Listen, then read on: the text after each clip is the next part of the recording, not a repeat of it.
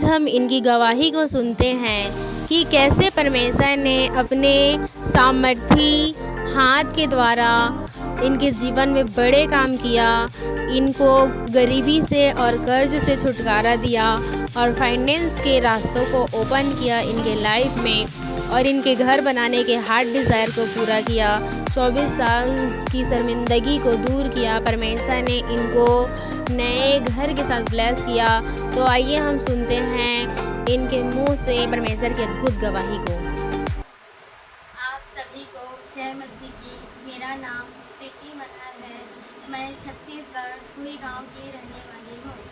मैं अपने जीवन की सबसे बड़ी गवाही शेयर करने जा रही हूँ। हम लोग घर बनाना चाहते थे, लेकिन घर नहीं बना पा रहे थे। लगभग 24 सालों से प्रयास कर रहे थे घर बनाने का, लेकिन हमारा घर नहीं बन पा रहा था। बहुत ही ज़्यादा परिश्रम करते थे मेरे मम्मी और पापा। खेती किसानी काम करते थे, ईटा भट्ठा जाते थे। ईटा भट्ठा से जो भी फाइनेंस लेकर आते थे वो सब कर्ज में चला जाता था, क्योंकि हमारा पूरा फैमिली कर्ज में डूबा हुआ था। बीमारी में, कर्ज में हमारा सारा पैसा चला जाता था। जितना भी फाइनेंस आता था तुरंत ही इधर उधर चला जाता था। बिल्कुल भी हम लोग घर बनाने के बारे में नहीं सोचे थे। बचपन से ही हम लोग छोटे से कमरे में रहते थे। मेरे मम्मी और पापा, जब मेरे पापा अपने भाई से अलग हुए तो उसके बाद हम लोग एक छोटे से कमरे में आ गए और कमरा मिट्टी का था और वो भी मेरे चाचा का था। तो हम लोग सोचते थे कि कब तक हम उनके घर में रहेंगे। अब उनका घर तो हमें छोड़ के जाना ही पड़ेगा, इसलिए ऐसे करके हम लोग हमारा जो ज़मीन हम लोग पाए थे हिस्से में, जिसमें पहले कोठा था, यानी कि उसमें बैल और गाय वगैरह को रखते थे, उसको हमें मिला था घर बनाने के लिए। लेकिन हमारे पास फाइनेंस नहीं था तो हम उसको बना भी नहीं पाएंगे, इसलिए हम अपने चाचा के घर में रहते थे। धीरे धीरे करके मेरे पापा और मेरी मम्मी कमा कर लाते थे। उन पैसों से उन्होंने एक मिट्टी का छोटा सा घर बनाया और ऊपर में सीट डाली और हम लोग उसी में रहने लगे। मैं, मेरे भैया और मम्मी और मेरे पापा, हम लोग 4 जने उसी घर में रहते थे। एक ही कमरा था जिसमें हम लोग, वहीं पर हमारा बेडरूम था, वहीं पर हमारा किचन था, वहीं पर हम सब कुछ करते थे। हमारा खाना पीना, हमारा कपड़ा वगैरह सब कुछ वहीं पर रहता था। एक छोटा सा कमरा था और बगल में ही हमारा छोटा सा दुकान था, जिसमें हम अपना दुकान चलाते थे। हमने कभी भी नहीं सोचा कि हम लोग घर को बना पाएंगे। हमारे पढ़ाई लिखाई में हमारे मम्मी पापा कर्ज में बहुत डूब चुके थे। जो भी फाइनेंस कमा कर लाते थे वो लोग ईटा भट्ठा जाते थे, दूर दूर इलाहाबाद जाते थे और बहुत दूर दूर कमाने के लिए वो लोग जाते थे, मुझे और मेरे भैया को अकेले छोड़कर। तो हमने कभी भी नहीं सोचा था कि हम लोग घर को बना पाएंगे। हम दोनों भाई बहन को छोड़कर मेरे मम्मी पापा दूर चले जाते थे और वो 6 महीना के बाद में कमा कर जब आते थे तो उतना फाइनेंस भी नहीं इकट्ठा कर पाते थे कि हम लोग एक छोटा सा घर बना पाए। तो हम सोचते थे कि हम अपना घर कभी भी बना नहीं पाएंगे, क्या हमारा जीवन ऐसे ही एक कमरे में पूरा जीवन बीत जाएगा, ऐसे करके सोचते थे। फिर उसके बाद 2020 में हम परमेश्वर के बारे में जाने, हमें सुसमाचार सुनाया गया। तो उस सुसमाचार को सुनकर हम प्रभु में आए, परमेश्वर को उद्धारकर्ता ग्रहण किए। उसके बाद से हमें चर्च में आते गए तो हमें पापा जी, पास्टर कुलदीप यूसुफ मिनिस्ट्री के बारे में पता चला। तो हम पापा जी से जुड़े और पापा जी जब 2023 में क्रूसेड करने छत्तीसगढ़ आए थे तो सभी के लिए प्रेयर करते थे। नाइट में जब हम प्रेयर में बैठते थे तो पापा जी एक एक लोगों से पूछते थे कि आपका प्रेयर रिक्वेस्ट क्या है, बताइए। तो हम भी विश्वास के साथ पापा जी को प्रेयर रिक्वेस्ट बताएं कि हमारा घर नहीं है, हम बहुत ज़्यादा कर्ज में डूबे हुए हैं, हमारा जो खेत है वो भी दूसरे के पास गिरवी है, तो पापा जी आप हमारे लिए प्रेयर करिए करके हमने अपना प्रेयर रिक्वेस्ट पापा जी को बताया और प्रेयर रिक्वेस्ट फॉर्म भी हमने लिखा और पापा जी को दिया था। उसके बाद हमारा जो फाइनेंस का इंतज़ाम होते गया, हमारा कर्ज 1 लाख का कर्ज था, उसको भी हम छूट पाए। हमने बहुत ही ज़्यादा हमारा फाइनेंस जो डूबा हुआ था उसको हमने पाया। हमने अपने जो गिरवी हुए खेत थे उसको उबार पाए और जितना भी हमारा बाहर का जो लागा था कर्ज था उसको भी हमने छूटा। फिर उसके बाद मेरे भैया का जो भी वो नौकरी करते थे बाहर जो गए थे वहाँ से उनको अच्छे से नौकरी मिला। पहले तो वो कम ही उनको सैलरी मिलता था। पहले स्टार्टिंग में वो 6,000 कमाते थे। फिर मैंने पापा जी को प्रेयर रिक्वेस्ट में भी बताया कि मेरे भैया का जो जॉब है वो उनका जो फाइनेंस का मिलता है वो और बढ़े उनकी सैलरी ऐसे करके। फिर उसके बाद मेरे भैया का सैलरी 20,000 हुआ। 20,000 से अब मेरे भैया का सैलरी 30,000 हुआ। मेरे पास जॉब भी नहीं था। पापा जी आए थे तो उन्होंने पूछा कि तुम्हें अपने लिए क्या चाहिए ऐसे करके। तो मैंने बताया कि पापा जी मुझे जॉब चाहिए, मुझे जॉब करना है करके। तो पापा जी ने मेरे लिए प्रेयर किया। उसके बाद मुझे गांव में ही टीचर का जॉब मिला। मैं गांव में ही बच्चों को पढ़ाने के लिए जाती हूँ। और फिर धीरे धीरे से हम लोग का जो घर बनाने का सपना था वो स्टार्ट हुआ। हमने 2024 जनवरी के बाद से ही हमने नींव डालना स्टार्ट किया। नींव डाले उसके बाद से 4 फुट तक हमने पूरे घर को यानी कि दीवार खड़ा किया चारों तरफ से। उसके बाद से हमारा घर का काम रुक चुका था। हम लोग और आगे बनाना चाह रहे थे लेकिन फाइनेंस नहीं हो पाया तो हमारा घर वहीं पर रुक गया था।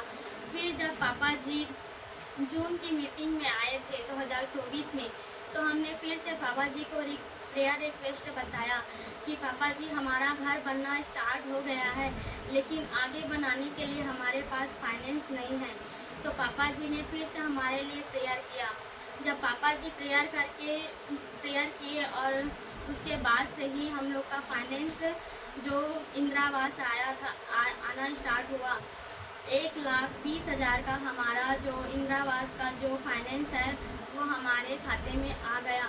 फिर हमने जो 5 फुट का जो दीवार खड़ा किए थे उसको फिर से आगे उठाना स्टार्ट किए। फिर हमारा 6 लेवल का घर बना। फिर उसके बाद से और स्टार्ट किए और फाइनेंस का इंतज़ाम किया परमेश्वर ने।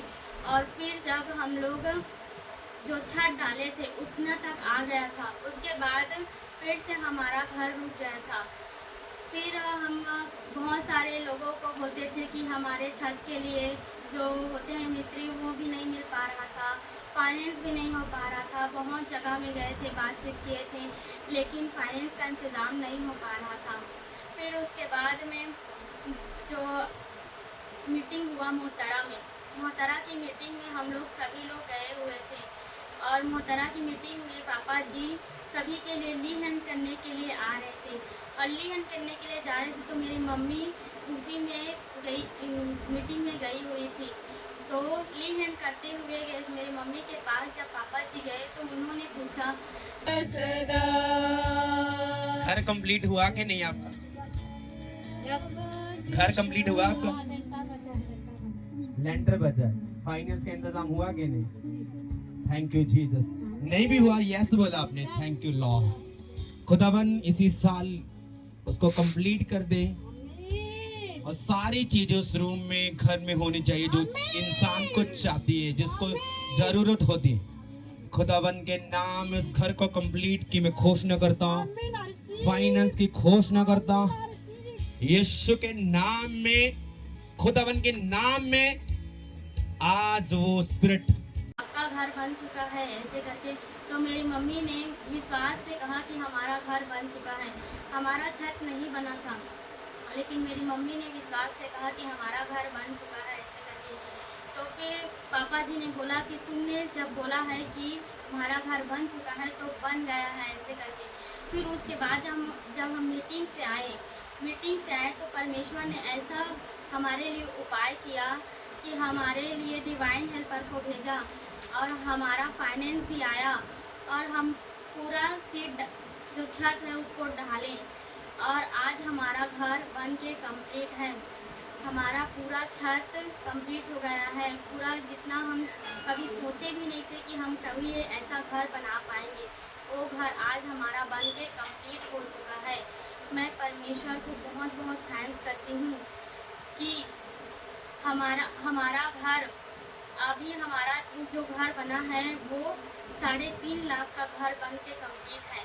अभी और बहुत से परमेश्वर उपाय करने जा रहे हैं हमारे लिए। जब हम आगे और बनाएंगे, सीढ़िया को बनाने के लिए हम लोग सोच रहे थे लेकिन वो भी नहीं डल पा रहा था। परमेश्वर ने उसके लिए भी हमारे लिए फाइनेंस का उपाय किया और हमारा सीढ़ी कंप्लीट हो। सीढ़ी बनाना चाहते थे लेकिन वो नहीं बन पा रहा था क्योंकि उसके लिए जगह कम पड़ रही थी।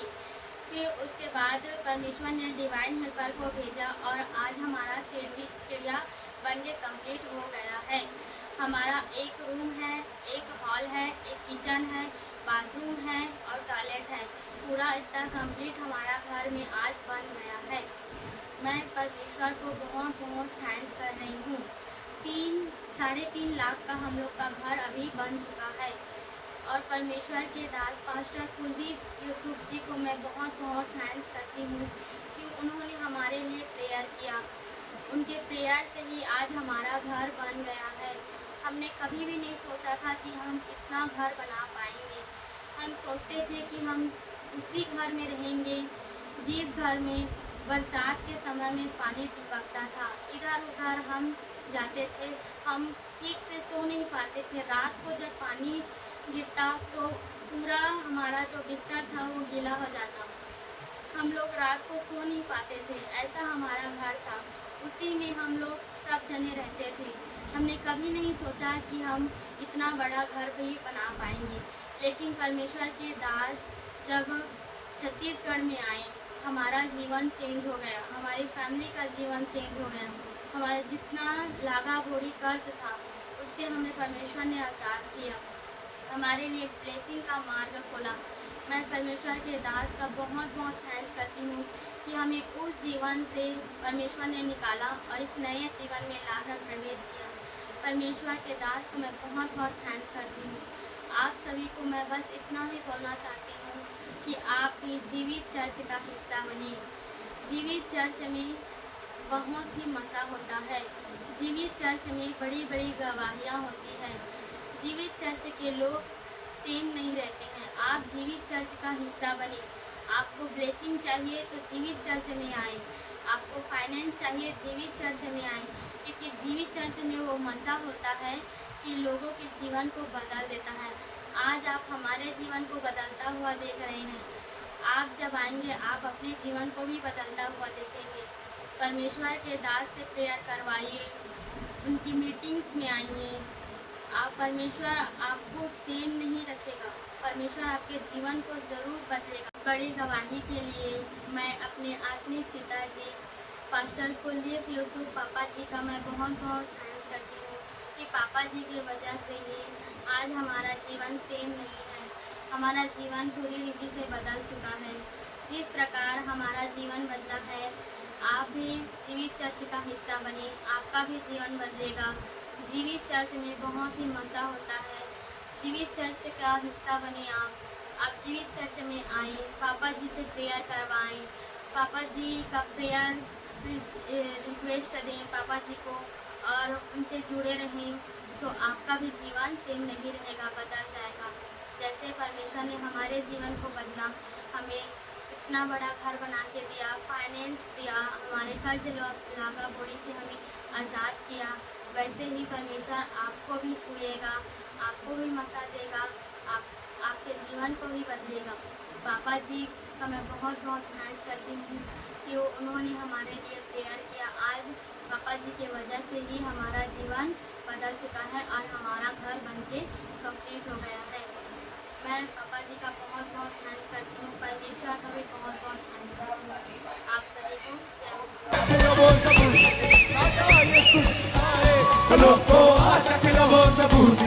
जय।